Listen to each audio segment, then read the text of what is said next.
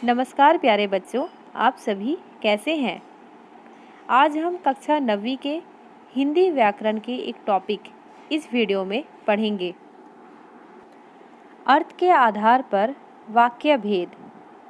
आज इसमें हम अर्थ के आधार पर वाक्य के कितने भेद होते हैं इसके बारे में जानेंगे। बच्चों, चैनल को सब्सक्राइब कर लें नीचे बेल आइकन में क्लिक करके, जिससे कोई भी महत्वपूर्ण वीडियो जो आपके पाठ्यक्रम से संबंधित हो आप उसे मिस ना करो। चलिए अब हम अपना पाठ शुरू करते हैं। पाठ को शुरू करने से पहले बच्चों हम जान लेते हैं वाक्य आखिर होते क्या हैं।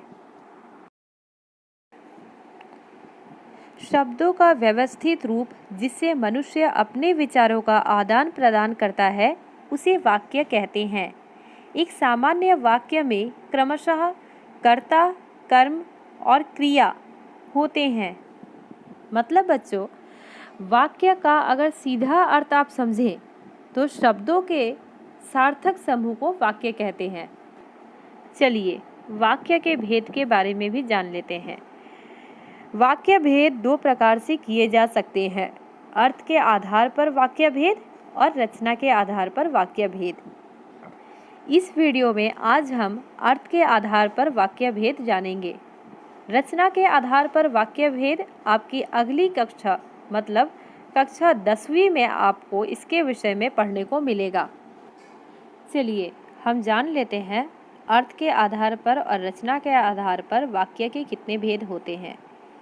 रचना के आधार पर वाक्य के 3 भेद होते हैं बच्चों: सरल वाक्य, संयुक्त वाक्य, मिश्र या मिश्रित वाक्य। आज जो हम पढ़ेंगे वह है अर्थ के आधार पर वाक्य के भेद, जो 8 प्रकार के होते हैं: विधानवाचक, इच्छावाचक, आज्ञावाचक, निषेधवाचक, प्रश्नवाचक, विस्मय आदि बोधक, संकेतवाचक, संदेहवाचक। आज हम एक एक करके इसके विषय में उदाहरण सहित जानेंगे। जान लेते हैं अर्थ के आधार पर वाक्य भेद क्या होता है। वाक्य में कोई सूचना दी जा रही है या नकारात्मक का भाव है, प्रश्न पूछा जा रहा है या विस्मय प्रकट किया जा रहा है, काम करने का आदेश दिया जा रहा है या इच्छा प्रकट की जा रही है, इसे ही अर्थ कहा जाता है। मतलब बच्चों, जब भी हम कोई वाक्य बोलते हैं या सुनते हैं उसमें किसी न किसी प्रकार का भेद छुपा होता है। उन्हीं भेदों के बारे में आज हम जानेंगे। आइए अब हम एक एक करके सभी भेदों को समझने की कोशिश करते हैं। जिस वाक्य में क्रिया होने या करने की सूचना मिलती हो, इस प्रकार का सामान्य कथन हो, उसे विधानवाचक वाक्य कहते हैं। विधानवाचक वाक्य को सकारात्मक वाक्य भी कहा जाता है, क्योंकि इस प्रकार के वाक्यों में कही गई बात को ज्यों का त्यों मान लिया जाता है। मतलब इस प्रकार के वाक्यों में सीधा इन्फॉर्मेशन दी जाती है, ना इसमें मना किया जाता है ना प्रश्न पूछा जाता है। आइए कुछ उदाहरण के माध्यम से समझते हैं। पंछी घोंसले से उड़ चुके हैं। कविता ने पाठ याद कर लिया है। नदी में बाढ़ आई है। विजया ने दौड़ में प्रथम स्थान प्राप्त किया। रोहित ने नया मकान खरीदा। इन वाक्यों में आप देख सकते हैं बच्चों, यहाँ पर सीधा सिंपल एक वाक्य कहा गया है या कोई इन्फॉर्मेशन दी गई है। इसे ही विधानवाचक वाक्य कहते हैं। बढ़ते हैं हम अपने दूसरे प्रकार की ओर, निषेधवाचक या नकारात्मक वाक्य। निषेध मतलब ही होता है बच्चों मना करना, मनाही होना। आइए इसका अर्थ भी जान लेते हैं। जिन वाक्यों से क्रिया न होने या न किए जाने का भाव प्रकट होता है उसे नकारात्मक वाक्य कहते हैं, जिसे आप अंग्रेजी में नेगेटिव सेंटेंस भी कह सकते हैं। बच्चों, इसे पहचानने का कुछ नियम है। इन वाक्यों की पहचान न, मत, नहीं देखकर की जा सकती है। आइए उदाहरण देख लेते हैं। पक्षी घोंसले से नहीं उड़े हैं। कविता ने पाठ नहीं याद किया है। नदी में बाढ़ नहीं आई है। ऐसी सर्दी में बाहर मत जाओ। रोहन धूप में ना निकलना। आपने इन वाक्यों में देखा, यहाँ मना किया गया है। यहाँ ना, मत, नहीं आदि शब्दों का प्रयोग हुआ है, इसीलिए यह निषेधवाचक वाक्य के उदाहरण हैं। बढ़ते हैं हम अपने तीसरे प्रकार के ओर, जो है प्रश्नवाचक वाक्य। जिन वाक्यों में प्रश्न पूछा जाता है तथा जिसमें कुछ उत्तर पाने की जिज्ञासा रहती है, उसे प्रश्नवाचक वाक्य कहते हैं। प्रश्नवाचक वाक्यों की पहचान कैसे की जा सकती है? क्या, कब, क्यों, कैसे, कौन, किसे, किसका आदि प्रश्नवाचक शब्द देखकर। वाक्य के अंत में लगे प्रश्नवाचक चिन्ह को देखकर भी की जा सकती है। आइए उदाहरण देख लेते हैं। ऐसी धूप में बाहर कौन खड़ा है? रमा कब आई? तुम कल विद्यालय क्यों नहीं आए? कल तुमने क्या क्या खाया था? विक्रम किसकी राह देख रहा है?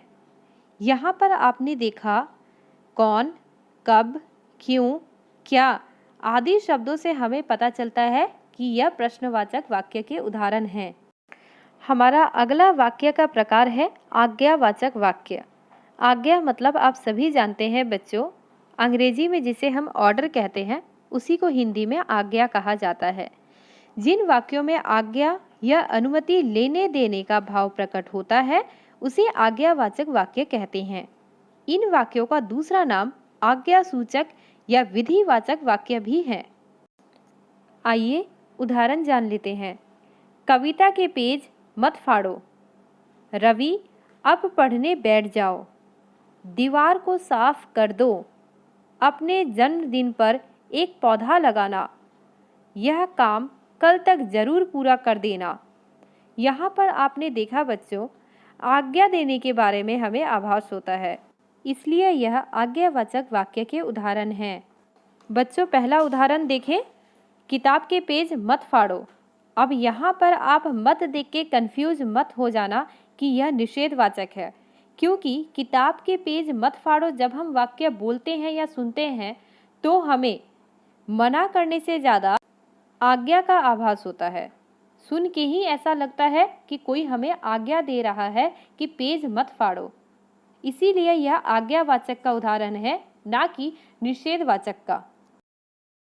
हमारा पांचवा प्रकार है इच्छावाचक वाक्य। जिन वाक्यों में वक्ता की इच्छा, कामना, आशीर्वाद आदि का भाव प्रकट होता है, उन्हें इच्छावाचक वाक्य कहते हैं। चलिए कुछ उदाहरण देख लेते हैं। मित्र, जन्मदिन की ढेर सारी बधाइयाँ। ईश्वर करे आप खूब उन्नति करें। हमने चाहा था कि हम साथ साथ रहें। काश इस समय सुमन साथ होती। मैं चाहता हूँ कि सभी स्वस्थ हों। चलिए हमारा छठा प्रकार देख लेते हैं, विस्मय आदि बोधक या विस्मयवाचक वाक्य। विस्मय का अर्थ होता है आश्चर्य। जिन वाक्यों से आश्चर्य, हर्ष, घृणा, प्रसन्नता, शोक, दुख, भय आदि भावों की अभिव्यक्ति हो, उन्हें विस्मयवाचक वाक्य कहते हैं। इन वाक्यों का दूसरा नाम उद्गारवाचक वाक्य भी है। इन वाक्यों की पहचान कैसे की जा सकती है? वाक्य में अहो, आहा, हाय, छी, अरे आदि देखकर ऐसे शब्दों या वाक्य के अंत में लगा विस्मय आदि बोधक चिन्ह को देखकर भी इन वाक्यों की पहचान की जा सकती है। आइए उदाहरण देखते हैं। अरे कितना विशाल मैदान है। ओह तुम आ गए। आहा इतना सुंदर फूल देखकर मन प्रसन्न हो उठा। सावधान ट्रक आ रहा है। छी नाले के पास बड़ी बदबू थी। बढ़ते हैं हम अपने सातवें भेद की ओर, संदेहवाचक वाक्य। जिन वाक्यों की क्रिया पूर्ण होने में संदेह होता है, मतलब डाउट होता है, उन्हें संदेहवाचक वाक्य कहते हैं। संदेहवाचक वाक्यों की पहचान भी निम्नलिखित तरह से की जा सकती है। वाक्य के अंत में होगी, होगा, होगे देखकर, शायद, संभवतः, जैसे शब्द देखकर भी की जा सकती है। आइए उदाहरण देख लेते हैं। अब तक फसल कट चुकी होगी, रमा खाना पका चुकी होगी, दीपक बुझ गया होगा, संभवतः विजय विद्यालय से घर आ गया होगा, अब शायद बारिश बंद हो जाए। इन वाक्यों में आपने देखा बच्चों, कन्फर्मेशन नहीं है, पक्की खबर नहीं है। यहाँ पे हम संदेहवाचक वाक्य कह सकते हैं। वाक्य भेद का 8वां प्रकार है बच्चों, संकेतवाचक वाक्य।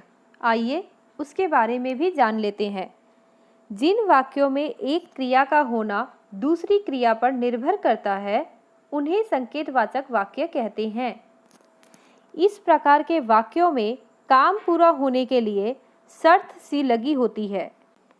संकेतवाचक वाक्य की पहचान यदि अगर जैसे शब्द देखकर की जा सकती है। आइए इसके भी कुछ उदाहरण हम देख लेते हैं। यदि वर्षा रुकती तो मैं घर जाता, अगर जल्दी आते तो टिकट मिल जाता, यदि डॉक्टर समय पर आ जाते तो मरीज की जान बच जाती, यदि सिंचाई की गई होती तो फसलें ना सूखती, अगर परिश्रम करोगे तो अवश्य सफल होगे। तो यहाँ पर आपने देखा बच्चों कि यदि अगर शब्दों का प्रयोग हुआ है, यदि ऐसा होता तो वैसा होता, इस तरह के जो भी वाक्य होते हैं वे संकेतवाचक वाक्य के उदाहरण होते हैं। आज हमारा यह टॉपिक यही समाप्त होता है। आशा करती हूँ कि वाक्य भेद के उदाहरण और उसके बारे में आपने पूरी जानकारी प्राप्त की होगी। मिलते हैं हम अपने अगले वीडियो में, तब तक के लिए धन्यवाद।